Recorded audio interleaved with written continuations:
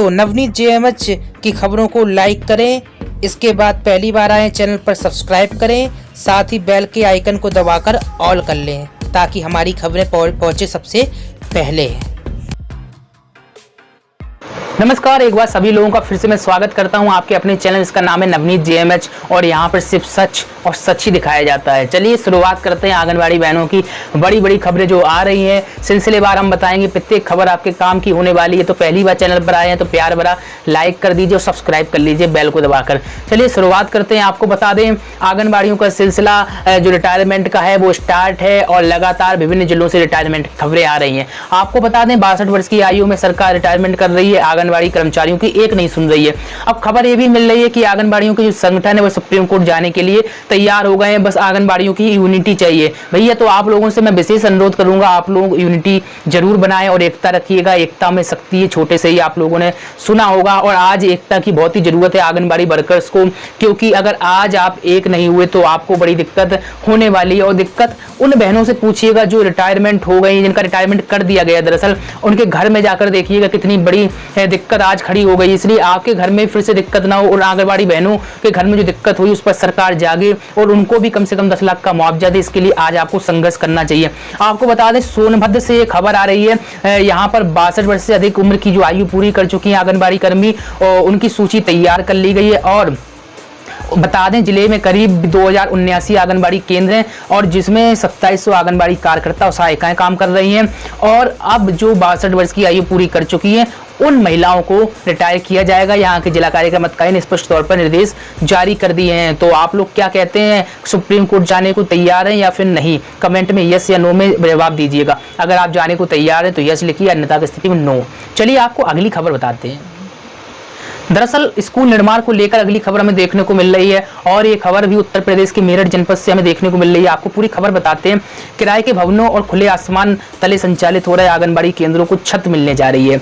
आपको बता दें जनपद में 67 नए आंगनबाड़ी केंद्रों का निर्माण होगा और सभी केंद्र प्राइमरी स्कूल बनेंगे और इससे बच्चों को स्वच्छ वातावरण मिलेगा और निश्चित तौर पर ये बहुत ही जरूरी है और इसी कारण से ये काम किया जा रहा है। आपको बता दें बहुत सारे आंगनबाड़ी केंद्र ऐसे हैं जो अच्छी तरीके से बने नहीं या फिर अध बने हैं, जिसके कारण से परेशानी होती थी आंगनबाड़ी कार्यकर्ता को और सहायिका के साथ ही बच्चों को भी। इसको दृष्टिगत रखते हुए सरकार ने बड़ा फैसला लिया है और जल्दी यहां पर आंगनबाड़ी भवनों का निर्माण किया जाएगा। जानकारी मिल रही 67 नए आंगनबाड़ी केंद्र बनाए जाएंगे। अहम बात और आप लोग सुन लीजिए। आपको बता दें प्रत्येक आंगनबाड़ी केंद्र पर 8.07 लाख रुपए खर्च किए जाएंगे और इसमें मनरेगा के तहत 5 लाख का कार्य और 1.07 लाख पंचायती राज के राहत व 2 लाख का कार्य जो है ICDS द्वारा कराया जाएगा। तो बहुत ही जरूरी है, पैसा अच्छा खासा खर्च किया जाता है लेकिन जमीनी स्तर पर दिखना चाहिए। अगर आपके केंद्र निर्माण में किसी प्रकार की मानक में गड़बड़ी देखने को मिलती है तो आवाज जरूर बुलंद करिएगा। साथ ही हमारे व्हाट्सएप नंबर पर भी जुड़ जाइएगा और व्हाट्सएप नंबर आपको कमेंट में मिल जाएगा। साथ ही आपको एक लिंक मिलेगी आंगनबाड़ियों की समस्याओं को लेकर, आप अपनी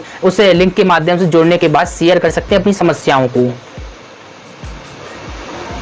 अगली खबर में उत्तर प्रदेश के अमेठी से देखने को मिल रही है। बाल विकास मंत्री स्मृति ईरानी ने एक बड़ा ऐलान किया है। आपको बता दें केंद्रीय मंत्री व सांसद स्मृति ईरानी उत्कर्ष आंगनबाड़ी केंद्रों का लोकार्पण करेंगी, यानी कि आज लोकार्पण होगा। दोपहर 12 बजे डिजिटल माध्यम के तरीके से ये लोकार्पण होगा और सांसद 3000 से अधिक लोगों से वर्चुअल मीटिंग भी करेंगी। बहुत सारी बहनें वर्चुअल नहीं जानती, तो आपको बता दें जिस तरीके से हम आपसे वार्ता कर रहे हैं इसी तरीके से जो सांसद हैं और मंत्री भी हैं बाल विकास विभाग की, ये सब वर्चुअल मीटिंग करेंगी। तो आपको बता दें इसकी तैयारियां हो गई हैं और आंगनबाड़ी में आने वाले बच्चों को उत्कर्ष केंद्रों के निर्माण से सहूलियत मिलेगी।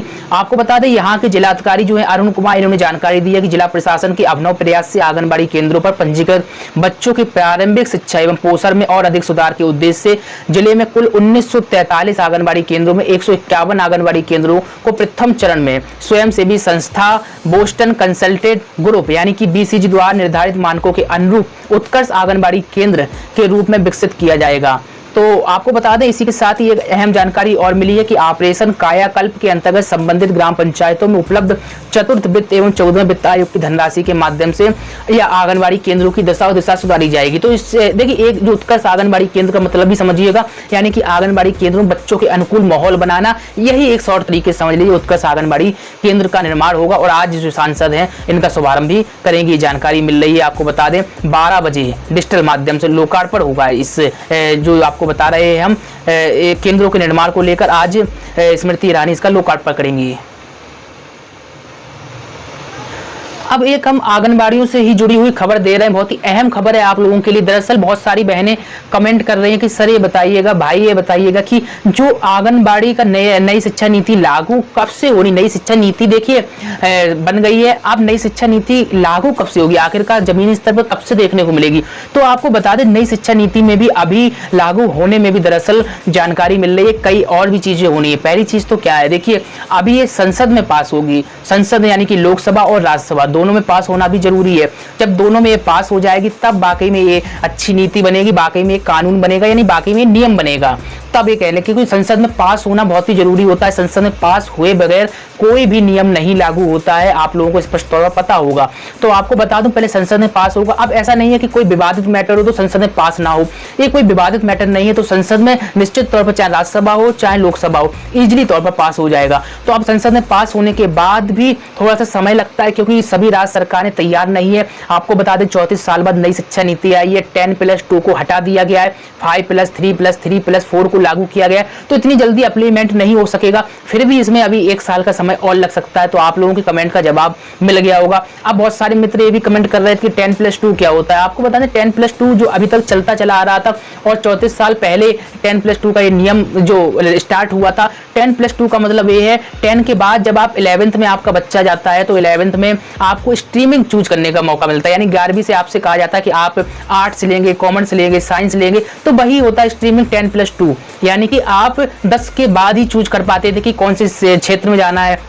बहुत सारे बच्चे जो है कॉमर्स के क्षेत्र में जाते थे, बहुत सारे आर्ट्स के में जाते थे, बहुत सारे साइंस में जाते हैं। तो बहुत सारे लोगों ने साइंस साइड से किया होगा, आर्ट साइड से किया होगा। तो मैं अगर अपने बारे में बताऊं तो मैंने साइंस साइड से किया है। तो इसीलिए बहुत ही जरूरी होता है कि अब जो सरकार ने पैटर्न बदला है, अब इसके तहत जो 5+3+3+4 का पैटर्न किया गया, उसके तहत आपको कक्षा 5 तक जो है जो शिक्षा दी जाएगी स्थानीय भाषा के आधार पर दी जाएगी। अगर आप बंगाल में रहते हो तो बंगाली भाषा आपको पढ़नी पड़ेगी, उड़िया भाषा पढ़नी पड़ेगी, मलयामी भाषा पढ़नी पड़ेगी, स्थानीय भाषा को तवज्जो ज्यादा दे रही सरकार। हालांकि ये नहीं कहा है कि इंग्लिश हटा दें, क्योंकि इंग्लिश वर्ल्ड वाइड लैंग्वेज है, इंग्लिश को जरूर ऐड रखा जाएगा लेकिन सब्जेक्ट के तौर पर, लेकिन आपको स्थानीय भाषा को भी बढ़ावा देने का काम सरकार ने किया है। और अब ऐसा नहीं है कि आप 11वीं 12वीं के बाद चूज करेंगे कौन से क्षेत्र में जाना है कौन से नहीं। छोटे से ही आप कक्षा 6-6वीं से भी आप चूज कर सकते हैं कि भाई जिसका पढ़ाई में मन नहीं लग रहा है तो वो कोई कोर्स कर ले, पेंटर बनना चाहते तो पेंटिंग का कोर्स कर ले, कंप्यूटर में कुछ अच्छा करना चाहते तो कंप्यूटर का कोर्स कर ले। अब ऐसा नहीं है कि अब आप 11वीं 12वीं कर लेते हो, इंटर ग्रेजुएशन कर लेते हो, तब आपकी एक उम्र हो जाती है बहुत ज्यादा,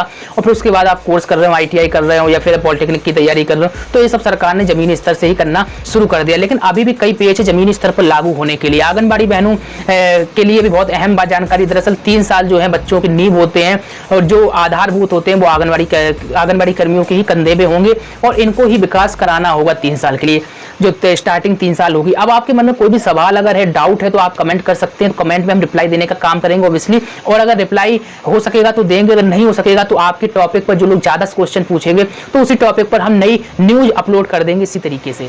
अगली खबर आपको मुंगेर से बता रहे हैं। दरअसल कोरोना काल चल रहा है और ऐसे में मास्क का वितरण होना ही चाहिए। मुंगेर से खबर निकल कर आ रही है, यहाँ पर कोरोना संक्रमण से बचाव को लेकर ICDS कार्यालय विभिन्न आंगनबाड़ी कार्यकर्ता और सेवकाओं के बीच मास्क का वितरण किया गया है। जानकारी के अनुसार सेवकाओं के बीच मास्क के अलावा पौधे का भी वितरण किया गया है। चूंकि बरसात का मौसम चल रहा है और ऐसे में बहुत सारे लोग पौधे लगाते हैं, इस मौसम में पौधे जल्दी ग्रो कर जाते हैं, इसी कारण से ही पौधों का वितरण किया गया ताकि ज्यादा से ज्यादा लोग पौधरोपण करें। और पदाधिकारी द्वारा सभी पौधों को आंगनबाड़ी केंद्र के समीप लगाने के भी निर्देश दिए गए हैं।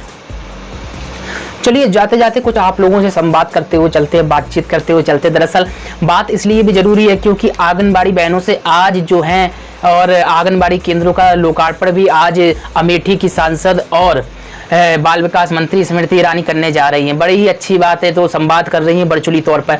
लेकिन आज आंगनबाड़ी कर्मी जो भी संवाद कर रही हैं, निश्चित तौर पर आज उस संवाद के जरिए आंगनबाड़ी कर्मियों को अपनी मंत्री को ये भी चाहिए कि उन्हें सच्चाई बताएं कि आखिरकार रिटायरमेंट सरकार कर रही है, ऐसे में अब उनका पेट कैसे पलेगा, इसका कौन जिम्मेदार होगा, कौन जवाबदेही होगा। निश्चित तौर पर इस संवाद में हालचाल नहीं पूछे जाना चाहिए, संवाद में जमीनी स्तर पर काम होना चाहिए। क्योंकि हम ये देख रहे हैं नेता मंत्री बहुत ही बड़े बड़े वादे करते, सब कुछ करते, नेता कोई भी पार्टी का हो वादे सिर्फ करता, जमीनी स्तर पर कोई काम नहीं करता। तो आज बहुत ही जरूरी है कि जमीनी स्तर पर आंगनबाड़ी वर्कर्स के लिए काम हो।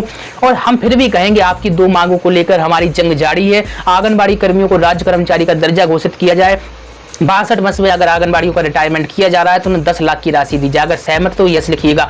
आंगनबाड़ियों की समस्याओं को, खबरों को लगातार हम उठाते रहेंगे, चाहे आप किसी भी देश के, किसी भी राज्य से, किसी भी शहर से, किसी भी गांव से आंगनबाड़ी वर्कर्स क्यों ना हो, आपकी समस्याओं को हम उठाते रहेंगे।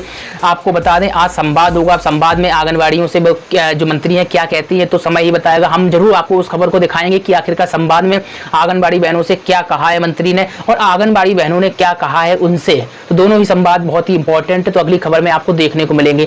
तो आंगनबाड़ी कर्मियों को भी चाहिए कि ऐसा मौका मिल रहा है वर्चुअल संवाद करने का, तो ऐसे में अपने दुख दर्द, अपनी बहनों के दुख दर्द जरूर शेयर करें, जो भी आंगनबाड़ी बहन देख रही है। और आप लोगों का भी दायित्व बनता है इस खबर को ज्यादा से ज्यादा शेयर करें। पहली बार चैनल पर सब्सक्राइब करके बेल को दबाकर ऑल कर लीजिए। आपको बता दें बहुत सारे हमारे दोस्त हैं जो हम मुझसे पर्सनल जोड़ना चाहते हैं, और तो उनको मैं बता दूं फेसबुक पर आप मुझे ज्वाइन कर सकते हैं। फेसबुक की लिंक आपको कमेंट बॉक्स में मिल जाएगी। डायरेक्ट आप क्लिक करके फेसबुक पर आप फ्रेंड रिक्वेस्ट भेज सकते हैं, डायरेक्टली मुझसे फेसबुक पर अटैच हो सकते हैं, क्योंकि ये फेसबुक का ऑफिशियली अकाउंट है।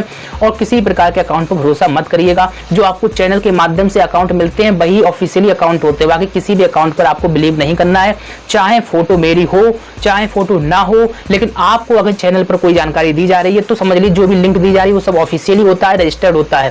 तो रजिस्टर्ड का मतलब ये होता है कि एंथेटिक होता है, उस पर ही आप जाकर ज्वाइन होइएगा। फोटो से कुछ नहीं होता, कोई भी फोटो मेरी सेव करके निकाल सकता है, लगा सकता है, कुछ भी कर सकता है। आप तो सभी जानते हैं कितनी तरीके से एडिटिंग हो जाती है, सब कुछ हो जाता है। तो आई होप आपको जानकारी अच्छी लगी होगी। आज आंगनबाड़ी बहनों से जुड़ी हुई अगली खबर फिर मिलते हैं, बने रहिएगा हमारे साथ। आपका दिन शुभ हो।